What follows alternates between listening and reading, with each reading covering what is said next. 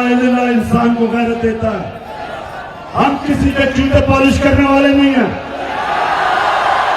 और इंशाअल्लाह इस्लामाबाद में 20 के बाद जब मैं कॉल दूंगा तो सारी कौम इस्लामाबाद पहुंच के एक पैगाम देगी, एक ही पैगाम देगी, एक ही पैगाम देगी कि इंपोर्टेड हुकूमत ना मंजूर।